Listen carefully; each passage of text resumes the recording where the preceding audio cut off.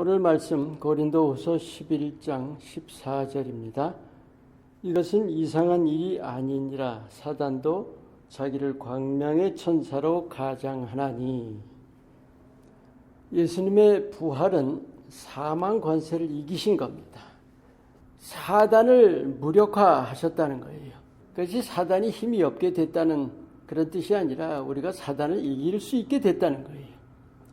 문제는 어디 있느냐? 믿는 자들이, 즉 빛의 자녀들이 어둠에 끌려다닌다는 사실이에요. 근데 또 하나가 있습니다. 어둠에 끌려다니면서도 모른다는 사실입니다. 그런데 하나가 더 있어요. 뭔지 아세요? 모른다는 것을 깨달아도 별로 심각하게 받아들이지 않는다는 거예요. 왜 그럴까요? 나 구원 받았는데 뭘, 이렇게 생각하는 거예요. 여러분 분명히 마음에 새기세요. 구원 받았어도 아직 구원을 이룬 것은 아니에요. 그래서 마귀가 그렇게 호시탐탐 우리를 노리고 있고 공격하는 거죠. 공격이 뭐예요? 죄로 유혹하는 겁니다. 죄가 쌓이면 얼마든지 우리도 하나님께 등을 돌리게 된다는 거예요. 믿는 자들이 사단의 유혹에 참 잘 빠집니다. 정욕에도 빠지고 또 악한 일에도 생각에도 빠지기도 쉽죠. 그런데 그중 가장 심각한 것은 뭐냐면 마귀인데도 불구하고 하나님이라고 착각한다는 거예요.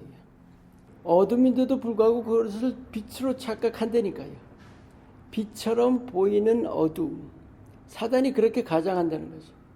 왜 못 알아봐요?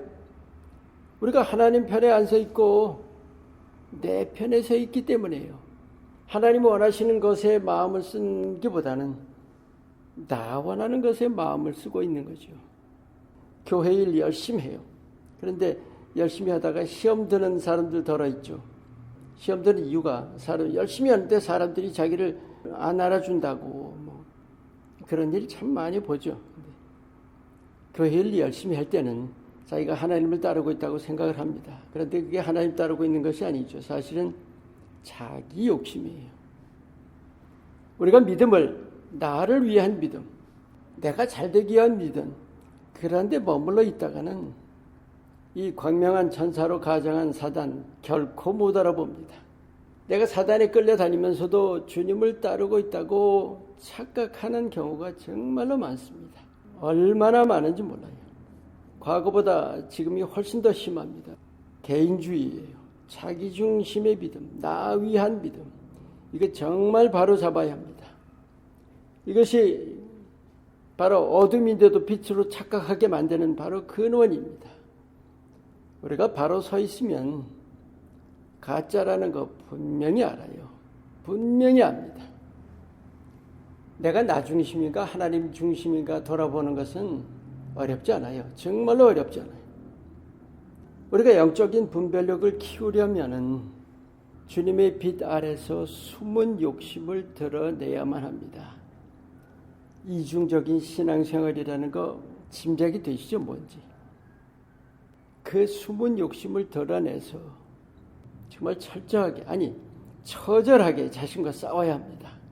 히브리서 12장 4절 말씀처럼 너희가 죄와 싸우되 아직 피 흘리기까지는 싸우지 아니하고 피를 흘리기까지 싸워야 돼요. 자신과. 그런데 근본적인 길이 있어요. 바로 빛이신 주님 곁에 있기를 늘 힘쓰는 겁니다. 야고보서 4장 8절 말씀. 하나님을 가까이 하라. 그리하면 너희를 가까이 하시리라. 우리가 주님께로 늘 마음을 향하고 그 빛 안에 있기를 힘쓰는 거예요. 사단이 아무리 가장을 해도 단번에 압니다. 빛이신 주님 곁에 있기를 항상 힘쓰지 않는다면 나도 모르는 새에 속아버립니다.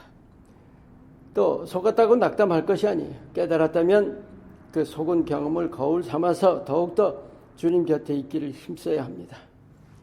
우리가 정말로 주님과 동행한다면 사단에게 속는 일은 없습니다.